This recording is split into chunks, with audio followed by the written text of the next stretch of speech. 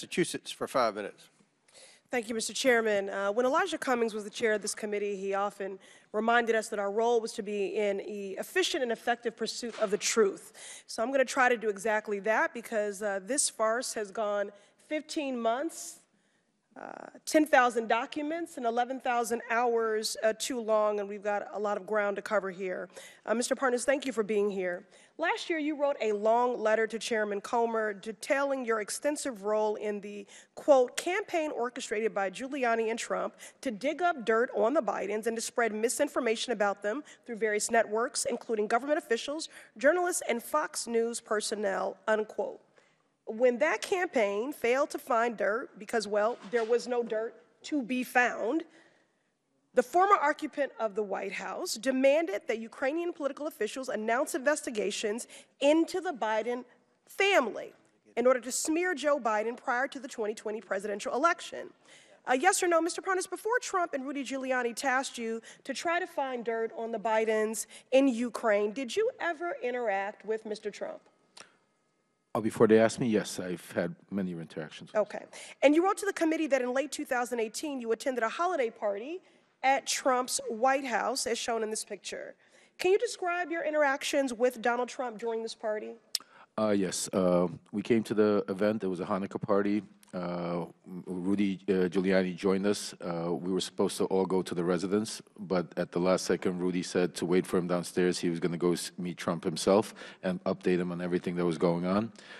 He went to meet Trump at the residence. We waited at the White House. Then eventually, when Trump came down to make a speech, Secret Service came up to us and said that the president wanted to wait for us at the Red Room. So we proceeded to the Red Room and waited for Trump to finish a speech. Then he came in, approached me, and basically told me, shook my hand and said, "Rudy tells me great things. Keep up the good work. Thank you." And then we proceeded to take pictures. Mr. Parnas, when Trump told you to keep up the good work, what did you understand him to be referring to exactly? Well, at that point, the conversation was about Ukraine and Giuliani wanting me to go find Victor Shokin. So that's what I took it as keep up the good work, go get Victor Shokin on our way to Ukraine. And Mr. Parnas, after the party, did you interact with Trump again, or were you cut off from interacting with him? After our trip to Ukraine, we were cut off because then the BLT team was formed and the line of communication started going through Rudy Giuliani because they didn't want anybody to notice me with him because I was in Ukraine doing the stuff. I see. So is it fair to say, Mr. Parnas, that you think you were no longer invited to interact with Trump to create a buffer between President Trump and your work with Giuliani to generate evidence of Joe Biden's misconduct in Ukraine? Oh, I was told that. Not that I wasn't invited. I was told that you're going to stop going to the events, to the private events and stuff like that because, well, you're doing this. I see. So despite President Trump's efforts to insulate himself from associating with you as you sought evidence of Biden corruption in Ukraine, you maintained your contacts with individuals in Trump's innermost circle, including Donald Trump Jr., correct? Absolutely, yes.